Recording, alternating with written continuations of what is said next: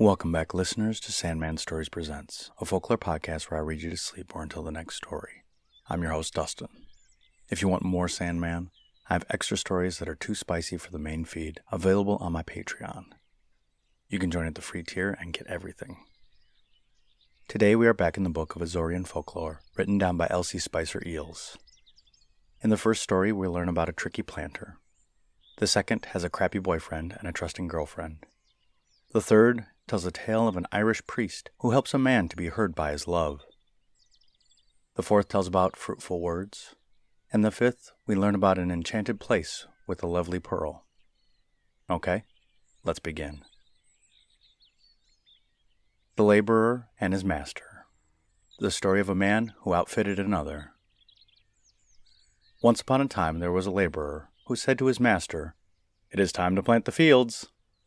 "Very well," said his master. "The part which grows above the ground shall be mine, and you shall have the part in payment for your labor, the part which grows under the ground." "Agreed," said the laborer. He planted the fields with potatoes. His master had nothing but the tops outside of the earth. The laborer harvested many baskets of potatoes that year, and sold them for a goodly sum. The master was angry because of this. "Next time," he said, "we'll see about things. You shall give me what grows below the ground, and keep for yourself what grows above." "Agreed," said the laborer. "That is perfectly fair to me." The laborer planted the fields with wheat. His master had nothing but the roots, while he harvested a rich crop of wheat which he sold for much money. "I'll settle with you," said his master. The laborer was frightened. "Don't be afraid," said his wife. "When your master comes, let me talk to him." The woman gashed her face and hands with the pruning knife. The master came to the door and she opened it. "Where is your husband?" he asked. "He is sharpening his nails," she said. "See what ugly scratches I already have upon my hands and my face." The master went away without punishing the laborer. The end.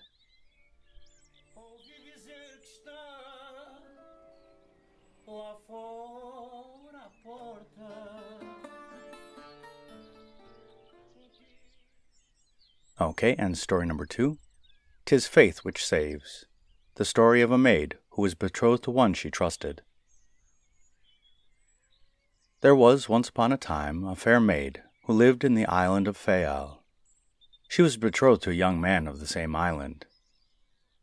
One day she fell ill with a disease which baffled the skill of all the physicians.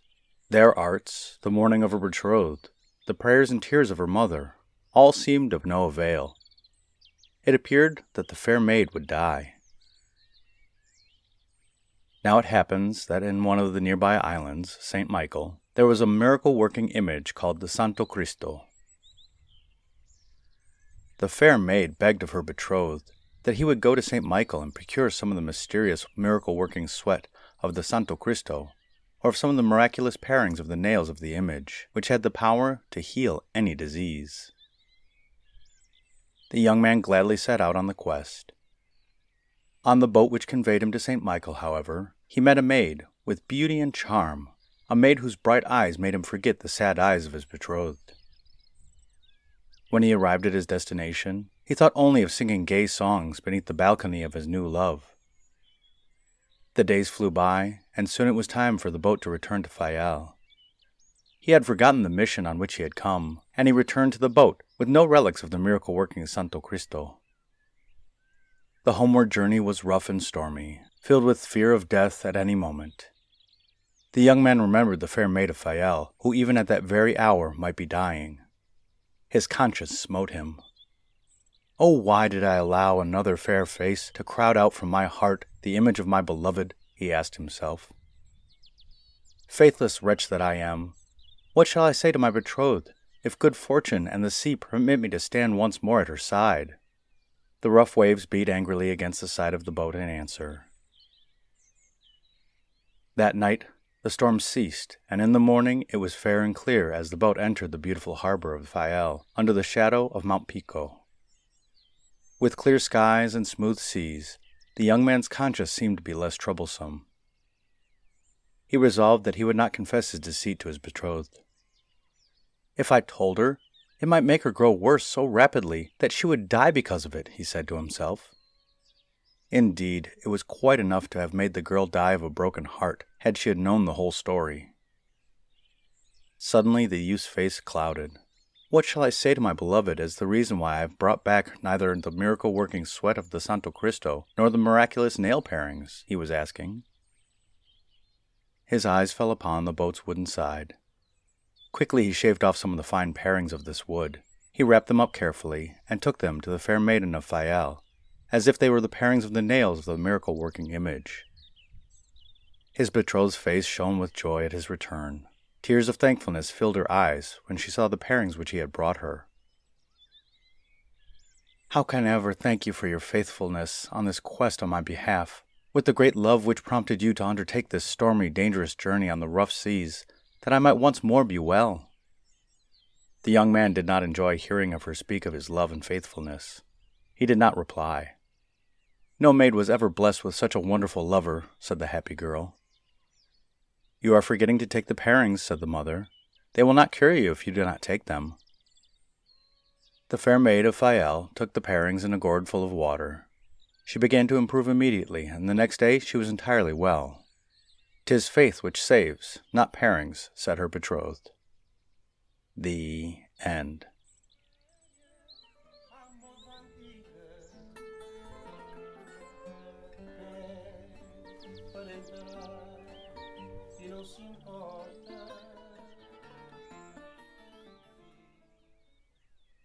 Okay, and story number 3, St. Brendan's Island. The story of the little maid who found it. There was once an Irish monk called St. Brendan. One day he received a visit from a hermit who told him of a most marvelous island. "Come and visit this earthly paradise," said the hermit. "There the sun always shines. The birds wear golden crowns upon their heads and speak like humans." The perfume of the island clung to the garments of the hermit for 40 days. Good St. Brendan asked many questions about the mysterious island, and at last resolved to visit it. He wanted to see for himself if all the wonders of which he had heard were really true. Accordingly, he built a coracle of wattle, covered it with hides tanned in oak bark, and softened with butter. He loaded it with provisions to last for 40 days. Then he persuaded some of his disciples to accompany him. This was somewhat difficult, for they were timid about embarking on this dangerous expedition in the frail boat. St. Brendan, however, succeeded in overcoming their fears, and set out with a little group of his most devoted followers. It was 7 years before they returned to their native land. They were even more enthusiastic about their wonderful island than the hermit had been. They urged others to go and find out its marvels, but nobody else was ever able to locate it. They say that the island of St. Brendan was a floating island in the Atlantic. Good St. Brendan did not die, but kept on living on this earthly paradise of his isle. When the Christians were hard-pressed in their battles with the Moors, and were about to be pushed back into the sea, the island of St. Brendan appeared on the horizon, and the good saint himself came to fight against the Moors and bring victory to the Christians. In the middle of the 15th century, there was a little old maid called Maria, who lived on the island of Terceira. She heard the story of St. Brendan's Isle from a Franciscan brother. Day and night she dreamed of it. She often sat upon the hillside of Monte Brasil, looking eagerly out over the broad expanse of the sea, hoping with all her heart that the island would appear to her. One day there landed in Terceira a Cavalier of Rhodes by the name of Vital. From his grandfather he had inherited some of the sacred relics of St. Brendan. He had come to the Azores in search of the mysterious island. On his doublet he wore an 8-pointed star and a band upon which was embroidered in scarlet silk by the motto, "By Faith."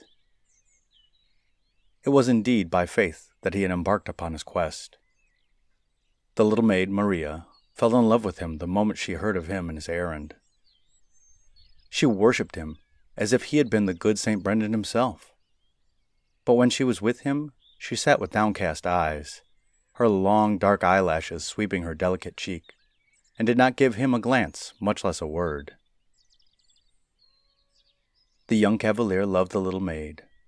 He divided his holy relics of St. Brendan with her, and in return he begged her that she might speak a word of love. "To tell my love to you," said Maria, "I'd have to be where nobody but God could hear."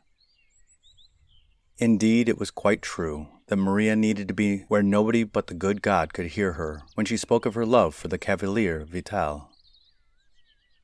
The son of the wealthy captain of the district had long admired her delicate beauty.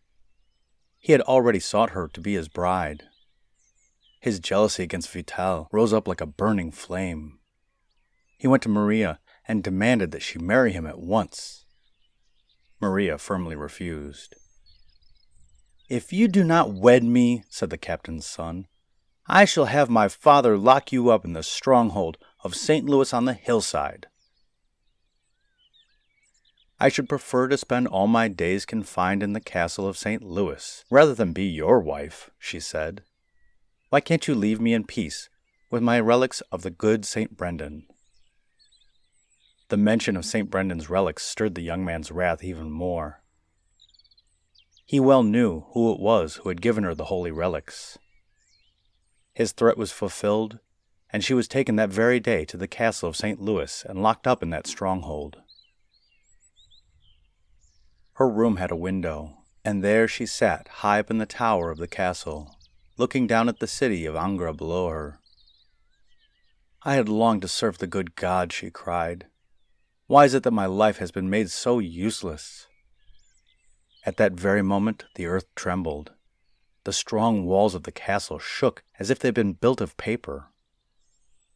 Near the fort 2 doves were sitting on the branches of a cedar tree. "Let us rescue this fair maid," said one dove to the other.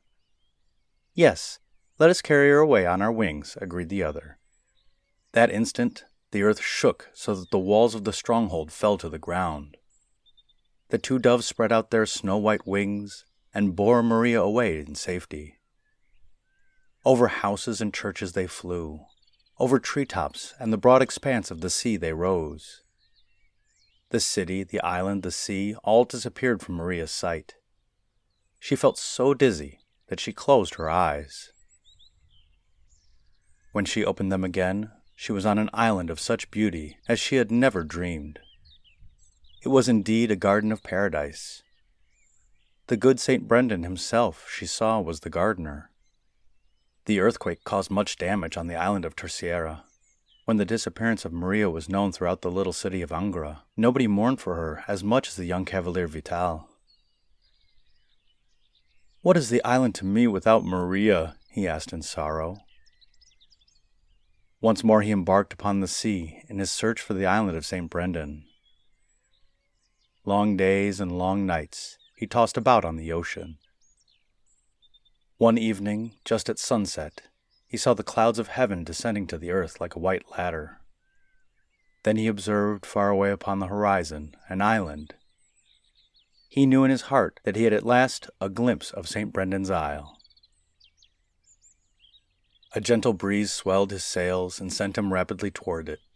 As he drew near, he saw his beloved Maria standing with her arms outstretched. A bright light shone about her.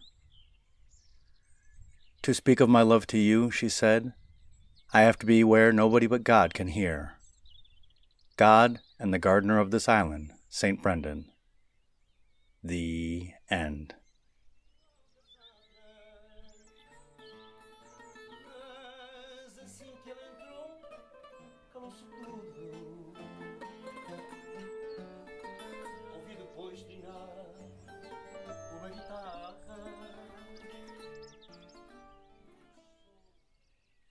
Okay, and story number 4, The Silent Cavalier. The Story of the Peach Tree. In the early days when the Azores had just been discovered, there were many Flemish settlers who came to the islands. Among them was a young cavalier of the order of St. George of Bourgogne. His name was Jesus Maria, and the reason why he had come was because a wise monk had told him that his path in life lay by the way of the sea. "Your name given to you in holy baptism," said the monk, "is Eells Maria." Transposes the letters, and it says in Latin, Maris es via. The young cavalier agreed that the sea must be his path of destiny, and he at once set sail upon a long voyage, which finally led him to the island of Fayal. He loved the rocky coast where the waves beat, He loved the deep ravine where the laughing brook ran, the lake and the ancient crater, the snow-capped summit of Mount Pico, which smiles down in a stately majesty from an opposite island. He decided that this was to be his home. "My path of destiny was indeed the sea," he said. "The sea has brought me to a country which is very fair." In the island of Fayal, there were already some Portuguese settlers. One of these had a beautiful daughter, Ida. The young Flemish Cavalier thought that she was the fairest maiden he had ever seen. He fell deeply in love with her. Now the Cavaliers of that order of St. George of Begonia had vowed that they would never wed. Jesus Maria could not break the solemn pledge which he had given when he had joined the order, neither could he forget the bright eyes of the Portuguese maiden Ida. It seemed as if his heart would break. "I will leave this island and return to my own country," he thought. Then he remembered the words which the wise monk had said about the sea being his path. He had followed that road, and it had led him to a fair island home. He decided that he could not return to his native land of Flanders. Over across the shining blue water, he looked up at the peaceful snow-capped summit of Mount Pico. The sight of its majestic stillness gave him the strength to hold his tongue and keep him from speaking the words of love to the beautiful Portuguese maiden. Never a word of love broke from him. The maiden Ida never knew the shrine she occupied in the heart of the Flemish Cavalier. The days dragged slowly by. The young man could bear no more. He felt that his strength could no longer endure on the same island as Ida. If he stayed near her, he would break his vow. One morning, in the little boat, he crossed the blue waters to the island of Pico. At the foot of that majestic mountain he loved, he built the little hut which was to be his home. He never returned to the island of Fayal, and as the years went by, he was spoken of as the good hermit of Pico. Nobody knew his secret. When at last the Cavalier Jesus Maria died, a peach tree grew from his tomb, the emblem of silence. The leaf of this tree has the form of a human tongue. Its fruit has a stone shaped, somewhat like a human heart. From this stone there comes a seed, which is planted, which produces a new tree. Thus it is that the words which bear fruit spring from the heart. It is silence which teaches one the gift of fruitful words, they say in the Azores. The end.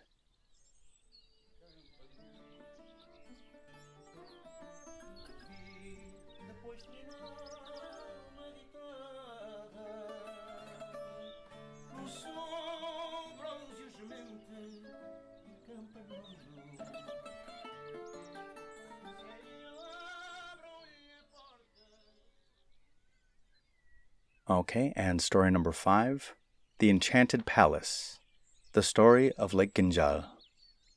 In the village of Azores, in the island of Terceira, there lived once upon a time a fair maid who had been baptized Perala, which means pearl. As she grew older, she was indeed like a rare pearl among the other maidens of the village. So great was the charm of her unusual beauty. She was the joy of her home, and of the whole community, for her disposition was as lovely as her face. One bright spring morning, Perala leaned over the cistern where she had gone to get water. Her reflection shone so plainly in the water that she paused to gaze into the smiling eyes of her own mirrored face. As she did so, a magic spell was woven about her. The water fairy, who had come to the cistern, had seen her great beauty and had thrown a charm over her. In a moment more, she fell into the cistern to join her reflection there. When Perala could not be found, there was great excitement in the little village. Nobody could guess what had become of her. Her mother prayed devoutly for her safety in the church of St. Roch.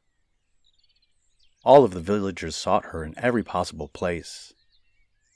Now at the north end of the island of Terceira, there are groups of tiny rocks in the sea, which are called the biscuits, or biscuits. Here there lived a wise old woman who had a great reputation among all the people of the island for her knowledge. "Let us go to consult the wise woman of Biscoitos," said one of the village youths, when they had sought long and faithfully for a trace of the hiding place into which Perala might have vanished. Accordingly, the young men of Azores went to the wise woman, and this is what she told them. "The fair pearl of your village is safe from the fishers of pearls. She is hidden away in an enchanted place of marble and ivory and tortoise shell and mother of pearl." The water fairy had taken Perala through an underground passage which led from the cistern to the beautiful enchanted palace in the lake of Ginjal. There she was kept in hiding. The fairies never dreamed that anybody would ever be able to guess where she was. Now, with the words of the wise woman of Biscuits to guide them, the youths of Azores organized an expedition to search for their lost playmate. The sons of the magistrate, the rich men, the learned men of the island of Terceira all joined this expedition. They searched through the whole island for a place where an enchanted palace might be located. At last, upon St. John's Day, when the days and nights are of equal length, this band of brave youths of Terceira came to the shores of Lake Ginjal in the interior of the island. "This is surely the enchanted place. Here in this lake must lie the fairies' palace of marble and ivory and tortoiseshell and mother of pearl," somebody cried. "How shall we be able to approach this magical palace and rescue Perala?" asked one. "How shall we be able to break her enchantment?" asked another. "Let us camp here upon the border of the lake, and consider best how to proceed," said the leader of the expedition. Now at that very hour on St. John's Day, the mother of Perala was in the church of St. Roque in Azores, praying devoutly for her daughter's safe return. Suddenly she heard a strange voice. There were the words which fell upon her ears. "Your prayers and the perseverance of the youths of the island have at last triumphed. Go in peace. On the day of St. Peter, at the hour of sunset, your daughter shall be restored to you. Her enchantment shall be broken, and she shall be brought to the bank of Lake Ginjal in a boat of ivory drawn by a snow-white swan." When the youths encamped upon the shore of the lake heard these tidings, they set up such a shout of joy that it was indeed enough to break any enchantment.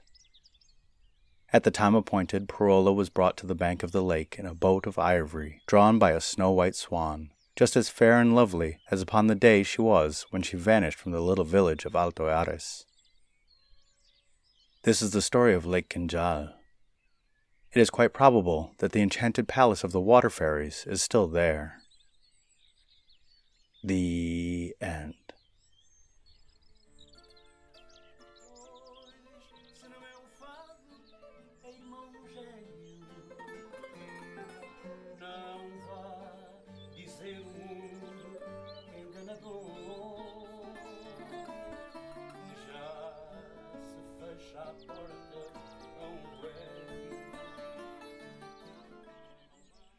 Ooh, that was quite the collection. I first heard the story as a Brer Rabbit story of tops and bottoms, getting the tops and then the bottoms, and, root vegetables versus stuff that grows above ground. And the second story had a happy ending, but was it? I don't know. I feel bad for them. The third story of St. Brendan's Isle was a cute love story, and a nice palate cleanser after the failures of the previous story. The fourth story was a nice bit of explaining of the world. Peaches do have pits and tongues like leaves, but the peach itself looks like... And the final story was a nice underwater tale that reminds me of so many other cultures that border the sea. Thinking of the sea dragon of Japan and Korea and stuff like that. And I'm looking forward to more of these tales, but this book is almost told out, so I think I'll have to get another one soon. And the podcast shout out today is to Film Rage. Want to see 3 Canadians rage? Well, 2 rages and probably a meh. Well, these 3 guys, Jim, Bryce, and Merman, go through and watch movies so that you don't have to. And for a $5, you can make them watch something awful. And so if you like their show as much as I do, go and give them a like, a listen, a review, and a mondo. And the listener shout-out is to the fun city named Castres in St. Lucia. This is from their wiki.